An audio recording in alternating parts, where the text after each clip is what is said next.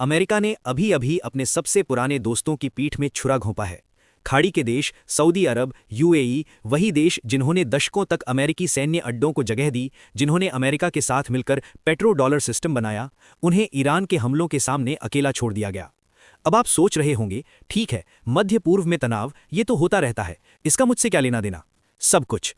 क्योंकि जो आप अभी देख रहे हैं वो सिर्फ एक क्षेत्रीय संघर्ष नहीं है, ये 70 साल पुरानी आर्थिक व्यवस्था के टूटने की शुरुआत है। और अगर आप नहीं समझे कि क्या टूट रहा है और क्यों, तो अगले दशक में आप आर्थिक रूप से बर्बाद हो जाएंगे।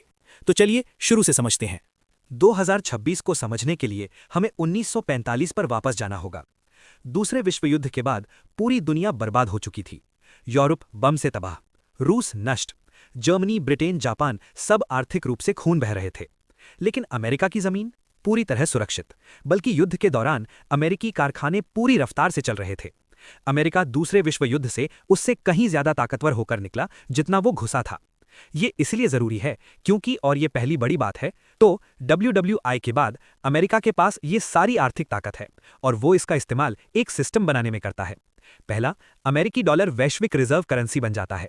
हर देश डॉलर रखने लगता है, हर व्यापार डॉलर में होने लगता है। लेकिन समस्या ये थी, शुरुआत में डॉलर सोने से बंधा था। $1 छापो, उसके पीछे सोना चाहिए। ये सीमित करने वाली बात थी।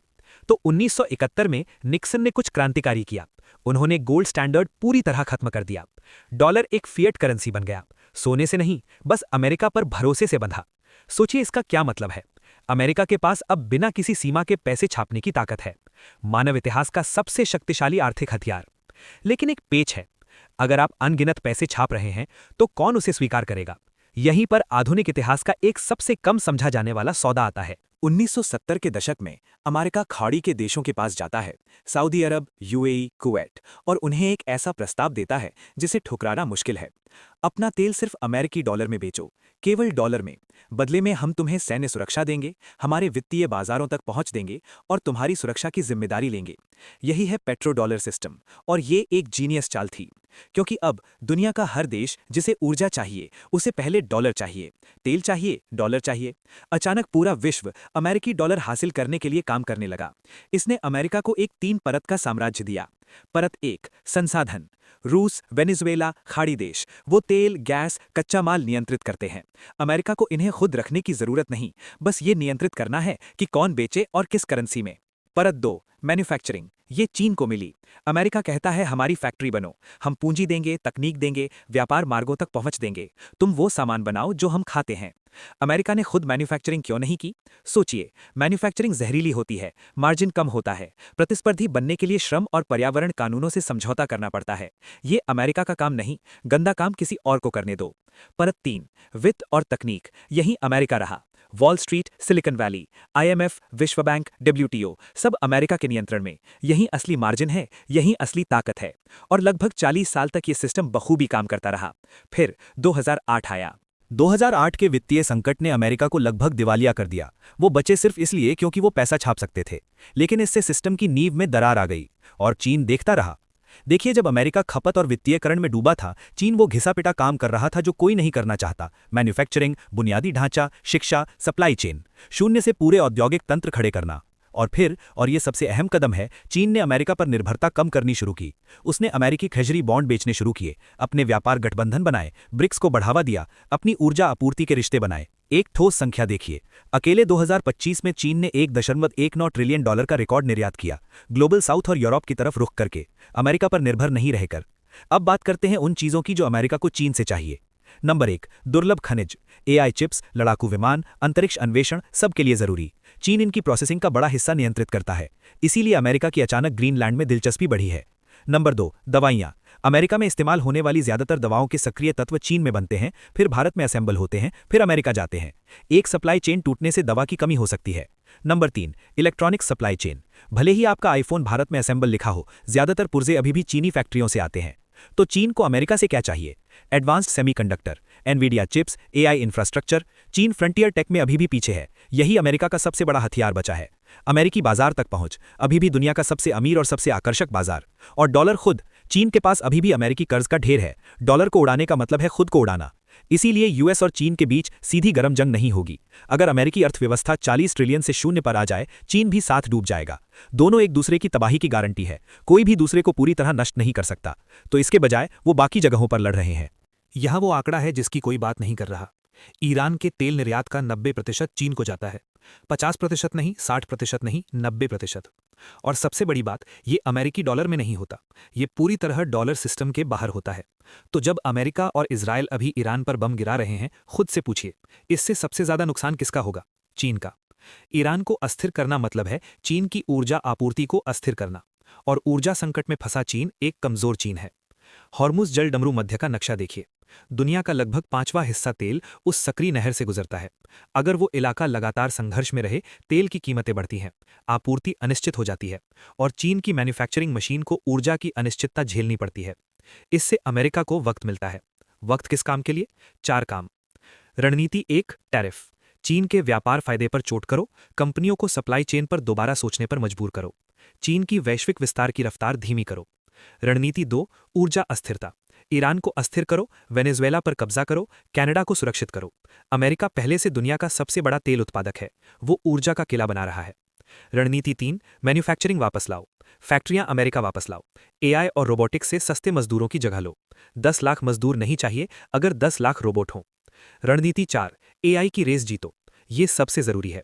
एआई आर्थिक ताकत का अगला दौर है। जो देश एआई में आगे होगा वो दुनिया का नेतृत्व करेगा। बस इतना।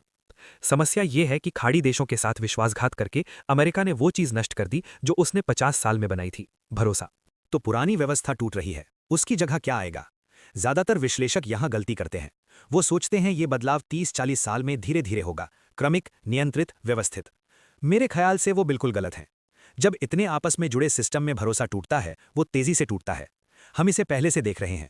50 साल में बने गठबंधन महीनों में बिखर रहे हैं। व्यापार मार्ग रियल टाइम में फिर से बन रहे हैं। जो देश कल तक पक्के तौर पर अमेरिकी खेमे में थे, वो अब चुपचाप बीजिंग से मुलाकात कर रहे हैं। नई दुनिया दशकों में धीरे धीरे नहीं उभरेगी, इसे अभी दबाव में बेतरतीब और हिंसक तरीके से जबरदस्ती आकार दिया जा रहा है। 3 लाइन में ये कैसी दिखती है? 1, कोई एक महाशक्ति नहीं, 3-4 प्रतिस्पर्धी गुट, कोई भी हावी होने के लिए काफी मजबूत नहीं, कोई भी पीछे हटने को तैयार नहीं, प्रबंधित तनाव की स्थायी अवस्था। 2, एआई तेल की जगह नई परिभाषित संसाधन बन जाता है। जो कंप्यूट, चिप्स, डेटा इंफ्रास्ट्रक्चर नियंत्रित करेगा, वो अगले दौर को नियंत्रित करेगा। वो रेस पहले से चल रही है और 5 साल पहले जो रफ्तार असंभव लगती थी, उससे चल रही है। 3, डॉलर कमजोर होगा लेकिन टूटेगा नहीं, वो मंच साझा करेगा। एक मल्टी करेंसी रिजर्व सिस्टम। सोना चुपचाप वापसी करेगा। अमेरिका की वो ताकत खत्म होगी जिससे वो पैसा छापकर नतीजे दुनिया पर थोपता था, एक बाधा जो इसे 50 साल में कभी नहीं झेलनी पड़ी। इस दुनिया में कोई साफ जीत नहीं। अमेरिका शर्तें थोपने की क्षमता खोता है, चीन उभरता है लेकिन अपनी दीवारों से टकराता है। जनसांख्यिकी, कर्ज, ताइवान का खतरा। यूरोप अपना रास्ता ढूंढने की जद्दोजहद करता है। हम आधुनिक इतिहास के सबसे उथल-पुथल, सबसे विघटनकारी आर्थिक बदलाव में दाखिल हो रहे हैं और ये उससे बहुत कम समय में होगा जितने के लिए कोई तैयार है। और इसीलिए 5 साल पहले की आपकी निवेश रणनीति अगले 5 साल नहीं टिकेगी। साफ बात करता हूं, इस भू राजनीतिक बदलाव का क्या मतलब है। खाड़ी के देश सऊदी अरब, यूएई, पूरा जीसीसी ये नहीं भूलेंगे। पेट्रो डॉलर डील का पूरा मतलब था, हमें तेल दो, हम सैन्य सुरक्षा देंगे। अमेरिका ने अभी दिखा दिया कि वो डील बेकार है। अमीर खाड़ी निवेशक पहले से पैसा खींच रहे हैं। सऊदी सॉवरेन वेल्थ फंड के अरबों अमेरिकी कंपनियों में लगे हैं। वो रिश्ता अब तनावग्रस्त है। हम एक वैश्वीकृत दुनिया से एक खंडित बहुध्रुवीय दुनिया की तरफ जा रहे हैं। ये भविष्यवाणी नहीं, ये पहले से हो रहा है। गोल्डमैन सैक्स का अनुमान है कि 2035 तक चीन की अर्थव्यवस्था अमेरिका के बराबर पहुंच जाएगी। Centre for economics and business research कहता है 2037। ये हाशिए की भविष्यवाणियां नहीं है। अब इन सबका आपके पैसे के लिए क्या मतलब है? पहली बात जो आपको स्वीकार करनी होगी, पिछले 20 साल की निवेश सलाह अगले 20 साल के लिए काफी हद तक बेकार है। जो फंड मैनेजर कहते हैं अगर आपने 30 साल पहले एसआईपी शुरू किया होता तो अमीर होते, वो रियर व्यू मिरर देख रहे हैं। पिछले 30 साल ऐतिहासिक रूप से शांतिपूर्ण थे, वो दौर खत्म हो गया। तो 3 चीजें जो अब वाकई मायने रखती हैं। पहली, एसेट क्लासेस में विविधता लाएं। आप 100% इक्विटी में नहीं रह सकते और मान सकते कि वो पहले जैसी बढ़ती रहेगी। विश्व युद्ध जैसे माहौल में, और यही है ये, बस आर्थिक रूप से लड़ा जा रहा है। अलग अलग एसेट बहुत अलग अलग व्यवहार करते हैं। सोना, वास्तविक संपत्ति, अंतर्राष्ट्रीय शेयर, कैश फ्लो देने वाले निवेश, आपको सब कुछ चाहिए। दूसरी, भौगोलिक और करेंसी विविधता लाएं। ये बेहद जरूरी है और ज्यादातर निवेशक इसे नजरअंदाज करते हैं। अगर आप पूरी तरह एक देश की करेंसी में हैं और वो देश व्यापार घाटे वाला और कमजोर होता जा रहा है, तो आप एक घटती हुई संपत्ति पर बैठे हैं। रुपए का कमजोर होना कोई सिद्धांत नहीं, ये एक चलन है। उसी हिसाब से अपना पोर्टफोलियो बनाइए। तीसरी, समय में निवेश करें, कैश फ्लो के लिए डिजाइन करें। ये वो बात है जो लगभग कोई नहीं करता। सवाल ये नहीं कि क्रैश होगा या नहीं, होगा। 30%, 40% का क्रैश किसी भी वक्त आ सकता है। सवाल ये है, क्या आपके पास उस वक्त पैसा है जब क्रैश हो? कैश फ्लो, किराया, डिविडेंड, ब्याज, अनिश्चित दौर में पैसा आता रहता है ताकि आप कभी तलहटी पर बेचने के लिए मजबूर ना हो और हमेशा खरीदने का गोला बारूद हो। जो विश्व व्यवस्था हमें 70 साल की सापेक्ष स्थिरता देती थी, वो सक्रिय रूप से नष्ट की जा रही है। दुर्घटनावश नहीं, जानबूझकर। देश अपनी स्थिति बदल रहे हैं, गठबंधन टूट रहे हैं, नए बन रहे हैं। ये सच में डरावना है, लेकिन उन लोगों के लिए जो इसे समझते हैं, ये एक मौका भी है। सवाल ये है कि आप इसके किस तरफ रहेंगे। अगर इस वीडियो ने आपको एक भी ऐसी बात दी जो पहले नहीं थी, तो इसे शेयर करें। ज्यादातर लोग इस सब से गुजरते हुए सो रहे हैं, उन्हें जगाने में मदद करें। जल्द ही मिलते हैं।